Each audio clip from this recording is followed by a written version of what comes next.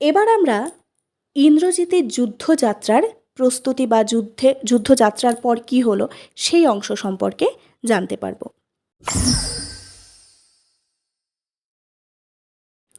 এখানে বলা হয়েছে পরের অংশে, উঠিল পবন পথে ঘোরতর রবে রথবর। উঠিল পবন পথে অর্থাৎ ইন্দ্রজিৎ যেই রথে করে যাচ্ছে সেটা পবন পথ অর্থাৎ বায়ুপথে চলাচল হয়। সে সেই রথে বায়ুপথে চলাচলকারী রথে আরোহণ করলো এবং হৈমপাখা বিস্তারিয়া যেন উড়িলা মৈনাক শৈল। হৈমপাখা অর্থাৎ সোনার পাখা বিস্তার করে যেন মৈনাক শৈল, মৈনাক পর্বত যেন উড়ে গেল। পুরাণে কথিত আছে আগেকার দিনে নাকি পাহাড় পর্বতেরা নাকি উড়তে পারত, উড়ে এক জায়গা থেকে আরেক জায়গায় যেতে পারত। তো কোনো এক কারণে ইন্দ্রদেব নাকি খুব সমস্ত পর্বতের ওপর কোনো কারণে তার খুব রাগ হয়েছিল এবং সে তখন সমস্ত পর্বতের ডানাগুলো ছেঁটে দিয়েছিল। তারপর থেকে তাদের আর ডানা দেখতে পাওয়া যায় না। তো সেটা অন্য প্রসঙ্গ। এখানে সেটাই বলা হয়েছে যে মৈনাক শৈল যেন তার মৈনাক পর্বত যেন তার সোনার পাখা বিস্তার করে উড়ে চলছিল। অম্বর উজলি, যখন উড়ে যাচ্ছিল গোটা আকাশটা উজ্জ্বল হয়ে উঠছিল, আলোকিত হয়ে উঠছিল। সিঞ্জিনী আকর্ষী রোষে টঙ্কারিলা ধনু বীরেন্দ্র। সিঞ্জিনী অর্থাৎ ধনুকের ছিলা, যেটা হরিণের নাভি থেকে তৈরি হয়। হরিণের নাভি থেকে তৈরি ওই ধনুকের ছিলাটা ধরে সে প্রচণ্ড রাগে, কারণ মেঘনাদের এমনিতেই এখন মনে প্রচণ্ড রাগ, কারণ তার ভাই হত হয়েছেন রামচন্দ্রের জন্য। তার সেই হত্যাকারীর প্রতি রাগে, এর আগেও আমরা দেখতে পাই যে তার যে রাগে সে হাতের থেকে বালা, কানের থেকে অলংকার, গলার ফুলের মালা সব কিছু ছিঁড়ে ফেলছেন। তো তার রাগের বহিঃপ্রকাশ এগুলোতে আমরা দেখতে পাচ্ছি। তো এটাই এখানে দেখতে পাই যে মেঘনাদ যেন ওই ধনুকের ছিলাটা ধরে সে প্রচণ্ড রোষে টানছিল এবং সেই টানার ফলে কি হচ্ছিল, টঙ্কারিলা ধনু, ওই ছিলা ধরে টানলে একটা টং করে আওয়াজ হয়, সেই টঙ্কারিলা ধনু বীরেন্দ্র যখন টানছিল ওরকম একটা আওয়াজ উৎপন্ন হচ্ছিল। সেই আওয়াজটা কীরকম, পক্ষীন্দ্র যথা নাদে মেঘ মাঝে ভৈরবে।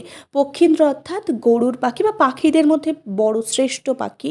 সেই পাখি যখন যদি মেঘের মাঝখানে গর্জন করে, নাদে অর্থাৎ গর্জন করে, তাহলে ঠিক যেমন আওয়াজ হয় আজকের ইন্দ্রজিতের এই ধনুকের ছিলাটা টানলেও ঠিক সেরমই আওয়াজ হচ্ছে। কাপিলা লঙ্কা কাপিলা জলধি, এবং সেই আওয়াজে গোটা লঙ্কা কেঁপে উঠল, এমনকি সমুদ্র পর্যন্ত কেঁপে উঠল। সাজিছে রাবণ রাজা বীর মদে মাতি। অন্যদিকে রাবণ রাজা জানেন না যে মেঘনাদ তৈরি হয়ে যুদ্ধযাত্রায় প্রস্তুত হয়ে আসছেন রামের বিরুদ্ধে যুদ্ধ করতে। তাই তিনি নিজেও, যেহেতু তারও একটা বিশাল শোক রয়েছে, যেহেতু তার পুত্র শোক বলে কথা, তার পুত্র হত্যা হয়েছে, সেই হত্যাকারীকে মারার জন্য বা সেই হত্যাকারীর প্রতিশোধ নিতে রাবণ রাজা নিজেও যেন যুদ্ধ সাজে সজ্জিত হচ্ছেন। বীর মদে মাতি অর্থাৎ বীরত্বের গর্বে সে নিজেও প্রস্তুত হচ্ছেন। বাজিছে রণবাজনা, যুদ্ধের বাজনা বাজছে, এটা স্বর্ণলঙ্কার ঘটনা। গর্জিছে গজ, হাতিরা গর্জন করছে। রেশে অশ্বের ডাক অর্থাৎ ঘোড়ার ডাককে রেশা বলা হয়, সেই ঘোড়াও গর্জন করছে। হুঙ্কারিছে পদাতিক রথী, এবং পদাতিক রথীরাও যেন অর্থাৎ যারা পায়ে হেঁটে যুদ্ধ করে তারাও গর্জন করছে। এখানে চতুর্বর্গ যুদ্ধসজ্জা বর্ণনা করা হচ্ছে। চতুর্বর্গ অর্থাৎ পদাতিক থাকবে আগে, অর্থাৎ যারা হেঁটে যুদ্ধ করে, সেখানে গজ থাকবে, হাতি থাকবে, ঘোড়া থাকবে এবং রথী অর্থাৎ রথে আরোহণ করে যারা যাবে। তো এরকম একটা চতুর্বর্গ যুদ্ধের সজ্জার কথা বলা হচ্ছে। উড়িছে কৌশিক ধ্বজ উঠিছে আকাশে। কৌশিক ধ্বজ অর্থাৎ রেশম কাপড়ের পতাকা উঠছে এবং উঠিছে আকাশে কাঞ্চন কঞ্চুক বিভা, এবং আকাশে দেখা যাচ্ছে সোনার মতো উজ্জ্বল কঞ্চুক বিভা, উজ্জ্বল একটা দীপ্তিময় বিভা আলো একটা আকাশে ছড়িয়ে পড়েছে। হেনকালে তথা দ্রুত গতি উতরিলা মেঘনাদ রথী। ঠিক সেই সময় মেঘনাদ তার রথ নিয়ে এসে এখানে উপস্থিত হলো এবং রথ থেকে সে নামলো। নাদিলা কর্বুর দল হেরি বীর বরে মহাগর্বে। নাদিলা অর্থাৎ গর্জন করে উঠল। তারা যখন হেরি অর্থাৎ দেখে, মেঘনাদকে দেখে তারা আনন্দেই একটা গর্বে যে আমাদের শ্রেষ্ঠ বীর চলে এসেছে, সেই বীর শ্রেষ্ঠকে দেখে, শ্রেষ্ঠ বীরকে দেখে তারা যেন আনন্দেই একটা হুঙ্কার বা গর্জন করে উঠল। নাদিলা কর্বুর দল অর্থাৎ সেনাদল তারা যেন মেঘনাদকে দেখেই আনন্দেই গর্জন করে উঠল। মহাগর্বে নমিপুত্র পিতার চরণে করজোড়ে কহিলা, হে রক্ষকুলপতি, শুনেছি মরিয়া নাকি বাঁচিয়াছে পুনরাঘব। অর্থাৎ এক্ষেত্রে তিনি পিতাকে প্রণাম করে, নমিপুত্র পিতার চরণে প্রণাম করে মেঘনাদ তার পিতাকে উদ্দেশ্য করে বলেছে যে, হে রক্ষকুলপতি অর্থাৎ হে রাক্ষসকুলের পতি, তুমি রাক্ষসকুলের প্রতি রাবণ রাজা। তো রাবণ রাজাকে উদ্দেশ্য করে বলছে, শুনলাম যে মরিয়া নাকি বাঁচিয়ে আছে অর্থাৎ মরেই তো গেছিল, সে নাকি আবার পুনরায় বেঁচে উঠেছে। এ মায়াপিত বুঝিতে না পারি। এ কেমন মায়াপিতা, এ তো আমি বুঝতে পারি না, কেউ মরে গিয়ে কি করে আবার জীবিত হয়ে উঠতে পারে। কিন্তু অনুমতি দেহ সমূলে নির্মূল করিব পামরে আজি। তুমি আমাকে অনুমতি দাও, আমি তাকে সমূলে মানে একেবারে মূল থেকে নির্মূল করে আসবো, এবারে একেবারে মানে সম্পূর্ণভাবে ধ্বংস করে আসবো ওই পামর অর্থাৎ পাপিষ্ঠকে এবার আমি সম্পূর্ণভাবে ধ্বংস করে আসবো, তুমি শুধু আমায় অনুমতি দাও। ঘোর সরানলে করি ভস্য, ঘোর সরানলে অর্থাৎ স্বরের এমন স্বর মারব অর্থাৎ এমন তীর সেই স্বরের অনলে আগুনে ভস্য হয়ে যাবে সে, করি ভস্য, অথবা বায়ু অস্ত্রে উড়াইব তারে, অথবা বায়ু অস্ত্রে তাকে উড়িয়ে দেব, নতুবা বাঁধিয়া আনি দিব রাজপদে, অথবা তোমার পায়ের কাছে বেঁধে এনে দেব, তারপর তুমি যা শাস্তি হয় তাই দিও। আলিঙ্গি কুমারে শির চুম্বি শির মৃদুস্বরে উত্তর করিলা, তবে স্বর্ণ লঙ্কাপতি। পুত্রকে আলিঙ্গন করে মৃদুস্বরে তার মাথায় একটা চুম্বন করে পিতা পুত্রকে এবার উত্তর দিচ্ছে। স্বর্ণ লঙ্কাপতি অর্থাৎ রামচন্দ্র পুত্রকে বলছে, রাক্ষসকুল শেখর তুমি, তুমি তো রাক্ষসকুলের মূল উৎস মানে ভরসা, আমাদের সবচেয়ে বড় ভরসা তো তুমি, রাক্ষসকুল শেখর তুমি বৎস, তুমি রাক্ষসকুল ভরসা, তুমি রাক্ষস বংশের শ্রেষ্ঠ পুরুষ, তুমি আমাদের রাক্ষস বংশের ভরসা। এ কাল সমরে নাহি চাহে প্রাণ মম পাঠাইতে তোমা বারংবার। এই ভয়ানক যুদ্ধে তোমাকে আমার বারবার পাঠাতে ইচ্ছে করে না। এক্ষেত্রে রাবণ রাজার দুটো ভয় ছিল, যে একটা হচ্ছে এই ভয়ানক যুদ্ধে না বীরবাহুর মতো তার বড় জ্যেষ্ঠ পুত্রেরও এমন কোনো দশা হয়ে যায়, অথবা তার হয়তো মেঘনাদের হয়তো অন্য কোনো ক্ষতিও হতে পারে। তাই সে বলছে যে এই ভয়ানক যুদ্ধে তোমাকে আমার বারবার পাঠাইতে ইচ্ছে করে না, অর্থাৎ পাঠাতে মন চায় না, পাঠাইতে তোমা বারংবার। হাই বিধি বা মম প্রতি, বিধাতা তো আমার প্রতি বিরূপ হয়েছেন, তাই আমার ভয় হয় বারবার।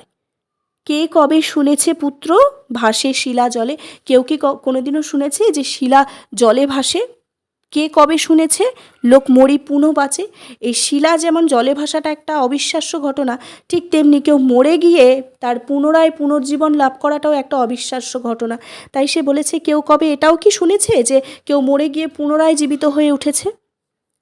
উত্তরিলা বীর দর্পে অসুরারি রিপু। এবার বীর দর্পে অসুরারি রিপু, অসুর আরি রিপু, অসুরের অরি অর্থাৎ দেবতা, দেবতার অরি, অসুর আরি ও অসুরের অরি অর্থাৎ দেবতা, দেবতার রিপু, অসুরের অরির রিপু, দেবতার রিপু অর্থাৎ আবার সেই ইন্দ্রজিৎকেই বোঝানো হচ্ছে। সেই অসুরারি রিপু এবার সে বীর দর্পে উত্তর দিচ্ছে তার পিতাকে, কি ছাড় সে নর, তারে ডরাও আপনি। কে সে, কোন এক তুচ্ছ মানুষ, সে সাধারণ এক মানুষ, তাকে তুমি ভয় পাচ্ছ পিতা? রাজেন্দ্র, থাকিতে দাস যদি যাও রণে তুমি, এই কলঙ্ক পিত ঘুষিবে জগতে। থাকিতে দাস অর্থাৎ নিজেকে সে দাস বলছে পিতার কাছে, যে তোমার দাস আমি, আমি থাকতে যদি তুমি যুদ্ধ করতে যাও, এই কলঙ্ক তো সারা জগতে ঘোষিত হয়ে যাবে। হাসিবে মেঘবাহন অর্থাৎ ইন্দ্রদেবের নাম, ইন্দ্রদেবকে মেঘবাহন বলা হয়েছে। এই কথা শুনে মেঘবাহন অর্থাৎ ইন্দ্রদেব হাসবেন, রুষিবেন দেব অগ্নিদেব রুষ্ট হবেন তার এই কলঙ্ক যদি ছড়িয়ে যায় যে আমি থাকতে তুমি যুদ্ধে গেছো, তাহলে সেক্ষেত্রে অগ্নিদেবও রুষ্ট হবেন। 2 বার আমি হারানো রাঘবে, আমি তো এর আগেও 2 বার তাকে হারিয়েছি রাঘবকে। আর একবার পিত দেহ আজ্ঞা মোরে, আর একটা বার তুমি আমায় আজ্ঞা দাও, দেখিব এবার বীর বাঁচে কি ঔষধে। দেখি তো এইবার কোন ঔষধেও বেঁচে ওঠে। 2 বার তো ঠিক আছে হারিয়েছি, বা 2 বার আমি তাকে আমার হাতে সে বধ হয়েছে, তারপরেও সে বেঁচে উঠেছে। এইবার দেখি না 2 বার তাকে আমি হারিয়েছি, কিন্তু সে কোনো না কোনোভাবে আবার কোনো এক মায়া বলে সে আবার পুনর্জীবন লাভ পায়। এটা 3য় বার। এইবার তুমি আমাকে একটা শেষ সুযোগ দাও। কহিলা রাক্ষসপতি, কুম্ভকর্ণ বলি ভাই মম।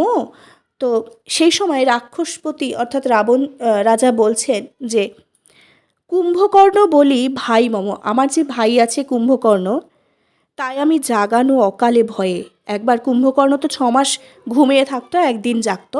তো এরকম একটা অকালে অর্থাৎ ঘুমিয়ে থাকার সময় কোনো একবার হয়তো রামচন্দ্রের সঙ্গে এই যুদ্ধর সময় যুদ্ধের কোনো কাল এরমই কোনো কাল সমরে কী হয়েছিল, একবার ভয়ে এই যুদ্ধের ভয়ে রাবণ রাজা সেই কুম্ভকর্ণকে অকালে জাগিয়ে দিয়েছিল। হায়, তার ফলে তার মৃত্যু হয়েছিল। হায়, দেহ তার দেখো সিন্ধু তীরে ভূপতিত, দেখো সিন্ধু তীরে তার শরীরটা কিভাবে পড়ে রয়েছে। গিরিশৃঙ্গ কিংবা তরু যথা বজ্রাঘাতে, কোনো গিরির শৃঙ্গ অর্থাৎ পাহাড়ের চূড়া যদি পড়ে যায়, কিংবা কোনো বড় গাছ যদি বজ্রাঘাতে পড়ে যায়, ঠিক যেমন দেখতে লাগে কুম্ভকর্ণকেও তেমনই লাগছিল। সে ওইভাবে সিন্ধু তীরে পড়েছিল। তবে যদি একান্ত সমরে ইচ্ছা তবে এই সব কিছু জেনেও যদি তোমার যুদ্ধ করতে যেতে ইচ্ছে হয়, তবে আগে পুজো ইষ্ট দেবে। তবুও যদি তুমি যুদ্ধ করতে যেতে ইচ্ছুক হও, তবে আগে ইষ্টদেবকে পুজো করো, আগে পুজো করে নাও। তারপর নিকুম্ভিলা যজ্ঞ সাঙ্গ করো। বীরমণি আগে নিকুম্ভিলা যজ্ঞ করো, যজ্ঞাগারে গিয়ে যজ্ঞ করো, ইষ্টদেবকে পুজো করো, এই সমস্ত নিয়মকানুনগুলো পালন করো। সেনাপতি পদে আমি বরিনু তোমারে, তারপর আমি তোমাকে সেনাপতি পদে বরণ করে নেব। দেখো অস্তাচলগামী দীননাথ এবে, দেখো তাছাড়াও আজকে সূর্য, দীননাথ অর্থাৎ সূর্য অস্তাচলগামী, আজকে অস্ত চলে যাচ্ছে, অর্থাৎ সন্ধ্যা হয়েই এসেছে, দিনের অন্তিমকাল বলা যায়। এখন দিনের অন্তিমকাল ঘটে গেছে, অর্থাৎ দিন এখন শেষের পথে, সূর্যও অস্ত চলে গেছে। তাই প্রভাতে যুঝিও বৎস রাঘবের সাথে, এখন গিয়ে আর যুদ্ধ করে লাভ নেই, এখন তো সন্ধ্যা হয়েই এসেছে, বরং সকালে তুমি গিয়ে ওখানে রাঘবের সাথে যুদ্ধ করো, সেটাই ভালো হবে। এতে কহিয়া রাজা যথা বিধি লয়ে, এটা বলে রাবণ রাজা যত নিয়ম আছে, যা নিয়ম বিধি আছে সেই সমস্ত নিয়ে গঙ্গা জল দিয়ে অভিষেক করিলা কুমারে, তাকে যুদ্ধযাত্রার জন্য সেনাপতি পদে অভিষেক করল তার পিতা পুত্রের, অর্থাৎ ইন্দ্রজিতের অভিষেক ঘটালো রাবণ রাজা। এইভাবে তার সমস্ত নিয়মকানুন পালন করে, তার গঙ্গা জল দিয়ে সব কিছু মেনে তার অভিষেক ঘটানো হলো, সেনাপতি পদে তার অভিষেক হলো। এটাই আমাদের গোটা অভিষেক কবিতার বিষয়বস্তু।